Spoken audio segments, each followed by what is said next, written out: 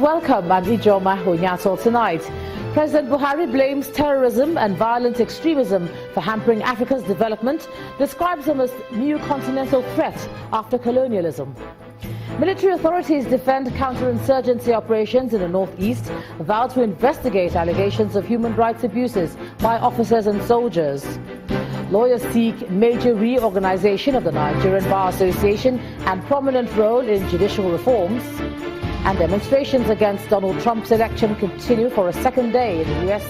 City's President-elect praises protesters' passion. And in business news tonight, Vice President Professor Yemi Osinbajo visits Nigerian Stock Exchange, emphasizes government's determination to encourage more companies to list.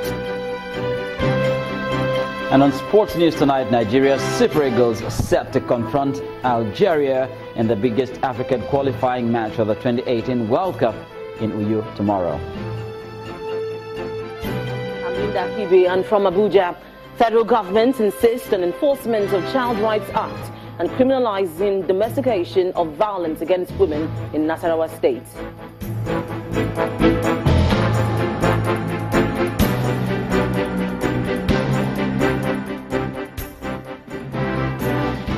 The president is concerned about the effects of terrorism and violent extremism in Africa, saying the situation has hampered the development of the continent. Now, according to President Muhammadu Buhari, while African countries have won the fight against colonialism, they are now faced with another war. He made these comments while receiving Kenya's Deputy President William Ruto at the presidential villa in Abuja. President Buhari, in a statement, adds, quote, "A situation in which insecurity continues to obstruct the process of national development should not be allowed to continue." Responding to Kenya's request for Nigeria's support for its candidate, who is vying for the AU Commission chairperson, President Buhari emphasizes the need for strong leadership at the Commission to encourage member states to channel their resources towards development. Meanwhile, Nigeria's military hierarchy has defended its operations in the northeast and vowed to thoroughly investigate allegations of human rights abuses by officers and soldiers. The Director of Defense Headquarters, Brigadier General Rabiu Abubakar, told journalists in Adamawa State that the military is appalled by the different reports accusing men on the war front of sexual misconduct and other crimes. He, however, gave the assurance that the military will continue to push back the insurgents, promising that the war against terror will soon end.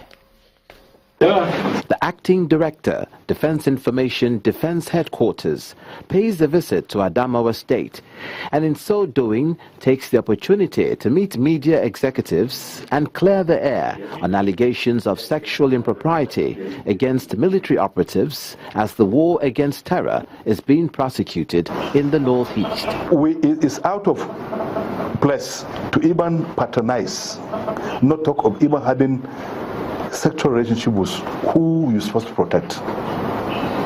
You understand? Definitely this information, this kind of thing must be investigated, and anybody found guilty will make it known to everybody the punishment meted to any of the security agencies, either in the military or other security agencies. He also reassures Nigerians of the armed forces' determination to end insurgency.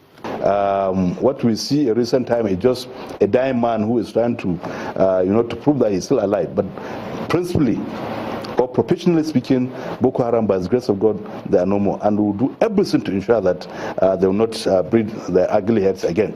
The Commissioner for Information and Strategy, Adamawa State, responding, says briefing the media is in line with what's expected of the military.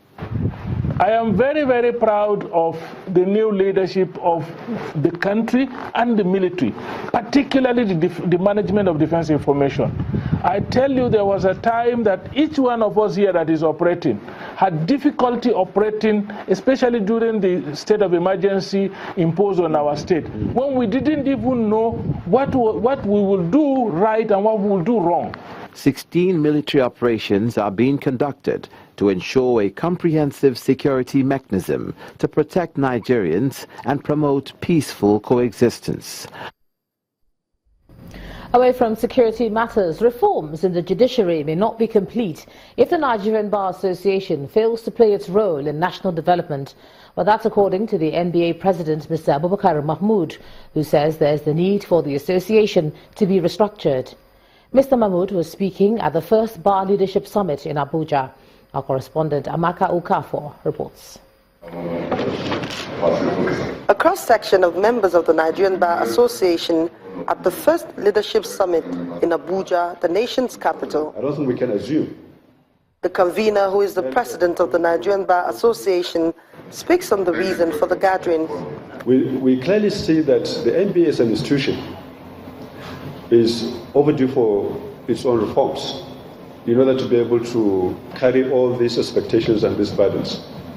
In my limited experience in the last 2 or 3 months, I've seen that there's a real strong impediment to successful development of our programs unless we have a very strong secretariat. The 2-year cyclical political cycle of the NBA leadership will be an impediment to continuity and professional development. So we have to have a strong base that supports our programs.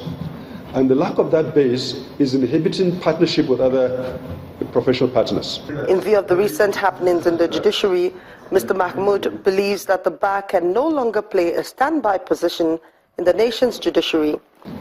We have 5 representatives in the NJC, but as you know, those five representatives are very limited in terms of their activities on the NJC, and that has been a major problem for us. I think NBA representatives need to participate fully, not only in appointment of judges, not only in discipline of judges, but in all policy matters which the NJC is empowered to discuss and to determine. This position is supported by a former president of the Nigerian Bar Association, Mr. Joseph Daudu, who says the issue requires the association to deal with the problem as an emergency to regain the integrity of the profession. All peacetime strategy must be discarded or modified by the president, and a clear vision and strategy evolved, where the dignity of the profession will be restored at the end of the day. The meeting, which has the hashtag A Brave New NBA, is expected to chart a new course for the legal profession and the judiciary at large. Amaka Okafor, Channels Television News. To matters of the environment now, the federal government says it's determined to implement agreements from the Climate Change Conference. Addressing journalists in Abuja, the Minister of Environment, Mrs. Amina Mohammed, explained that Nigeria's objective at the ongoing conference in Morocco is anchored on the execution of the Paris Climate Change Agreement, which was adopted last year. She also said that the government is negotiating how to access funds to boost infrastructure such as power, which supports greening. Power, the Minister of Water Resources. You will see that going to COP is split into 2. There is the negotiating part, where we now have to turn those agreements into specific actions. Some of those actions now will continue over the next 2 years, and many of them is about concretizing the NDCs, about having a rule book that tells us how we are going to play this out, developed countries' responsibilities and developing. Taking it past the rhetoric to actions that we need to do. Then we are working with different ministries. I think this is a big challenge to collaborate with other sectors to change the way we do things. This is not about the Ministry of Environment getting money to implement projects that don't belong to its mandate. It's about us facilitating our sectors in a way that we bring to them resources that they can execute their mandate, and we can take credit that Nigeria is greening. So if we find pathways for the Ministry of Power to look at its transition from fossil fuels to renewables, and we can bring money in for renewables and achieve low carbon emission but succeed with their mandate, that's good for Nigeria. In the meantime, global average temperatures have already risen by 1 degree centigrade, and the impact of climate change is being felt the world over. While the phenomenon is affecting countries around the globe, developing countries, and in particular the most vulnerable populations within them, such as women and children, are worst hit. How to help those affected has been a big issue at the ongoing UN Climate Conference in Marrakesh, Morocco. Our correspondent Ayola Kazim reports. Climate-related catastrophes are expensive, whether they come on suddenly like flood or move slowly like desertification. Finding ways to deliver financial assistance to communities that face damages or losses is necessary. Loss and damage from climate change has been a controversial topic at the United Nations talks over the past decade, mainly because it asks a tough question: who should pay to repair the harm done by planet-warming emissions? Developed countries have a particular responsibility, and particularly in the pre-2020 period, because of their historical responsibility, because of their legal obligations to developing countries. So this discussion cannot only be about mitigation, it has to be also about support in terms of finance, capacity building, technology transfer. Following pushback from industrialized countries worried about being forced to pay for the cost of climate change, governments agreed in 2013 to create the Warsaw International Mechanism for Loss and Damage associated with climate change impacts.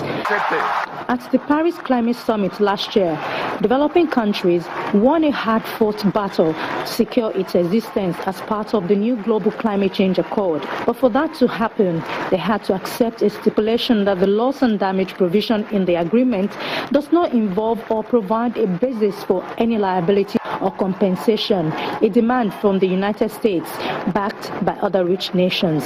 It is the review of this mechanism that has become a sticky point at Marrakesh. Developing countries want the review to happen over the next year and cover the future of the mechanism, while developed countries fear that could trigger new demands over finance. A standing committee has been tasked to work on the definition of finance.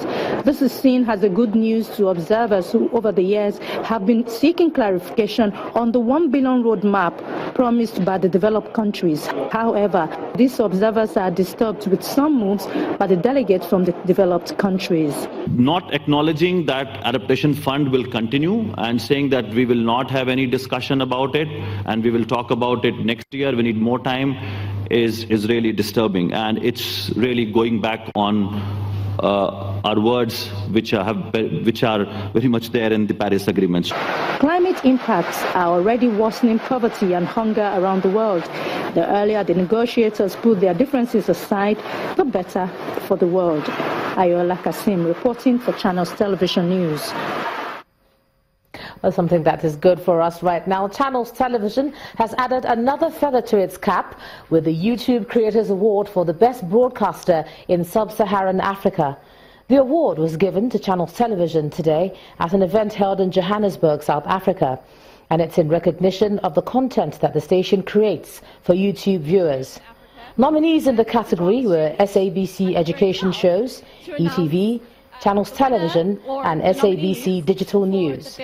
According to the Chief Business Officer at YouTube, it's the first YouTube Sub-Saharan Awards for Africa, celebrating the incredible achievements of creators across the continent. The awards also showcase individuals who've learned different skills on YouTube and have shown their different talents on the platform.